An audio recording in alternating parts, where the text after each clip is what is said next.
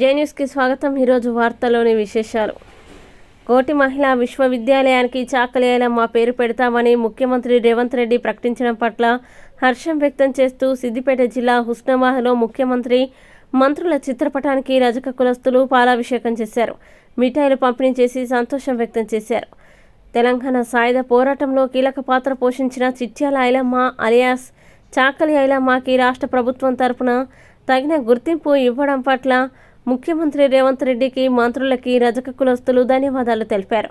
రాష్ట్ర వ్యాప్తంగా ఉన్న 11 లక్షల మంది రజక కులస్తుల ఆత్మగౌరవాన్ని పెంపొందించే విధంగా ముఖ్యమంత్రి నిర్ణయం తీసుకున్నారన్నారు.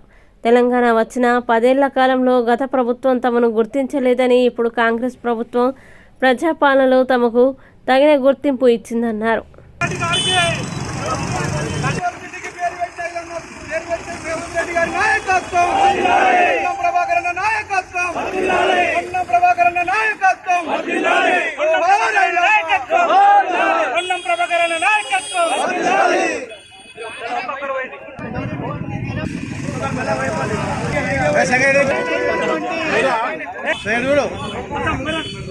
చేతులు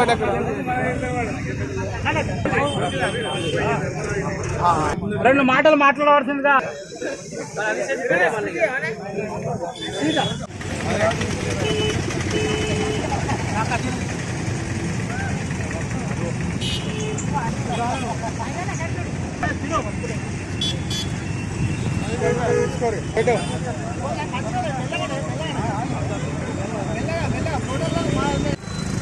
గత 10వ తారీఖు రవీంద్ర భారతిలో జరిగినటువంటి 39వ చిట్యాల ఐలమ్మ అలియాస్ చాకలి ఐలమ్మ వర్ధంతి సందర్భంగా ఏర్పాటు చేసినటువంటి ఆ మహత్తరమైనటువంటి కార్యక్రమంలో రాష్ట్ర ముఖ్యమంత్రి గౌరవనీయులు యనమల రేవంత్ రెడ్డి గారు, మరియు ఉప ముఖ్యమంత్రి బట్టి విక్రమార్క గారు, మరియు మరో మంత్రులు శ్రీధర్ బాబు గారు, ఉత్తమ్ కుమార్ రెడ్డి గారు, గౌరవ హుస్నాబాద్ శాసనసభ్యులు మరియు రవాణా శాఖ మరియు బీసీ సంక్షేమ శాఖ అయినటువంటి గౌరవనీయులు శ్రీ పొన్నం ప్రభాకర్ గౌడ్ అన్నగారికి మేము రజక బాంధవుల తరఫున ప్రత్యేక ధన్యవాదాలు తెలియజేస్తున్నాం.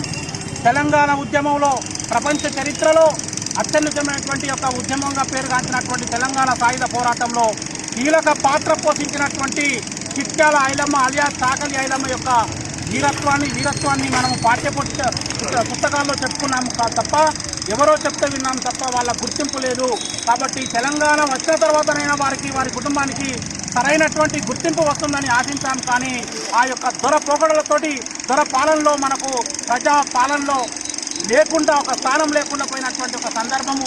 అది ప్రజాపాలన కాదు, దొరపాలన అని 10 సంవత్సరాలు మనం బాధపడుతున్నటువంటి సందర్భంలో రానే వచ్చింది తెలంగాణలో కాంగ్రెస్ ప్రభుత్వము. నిజంగా ప్రజాపాలన అనడానికి నిదర్శనం కోటి మహిళా విశ్వవిద్యాలయానికి చాకలి ఐలమ్మ పేరు ప్రకటించడం. కాబట్టి ఈ యొక్క తెలంగాణ 11 లక్షల యావత్తు రజక జాతి తరఫున మనము వారికి రేవంత్ రెడ్డి గారికి మరియు మంత్రులకు ధన్యవాదాలు తెలియజేస్తున్నాము.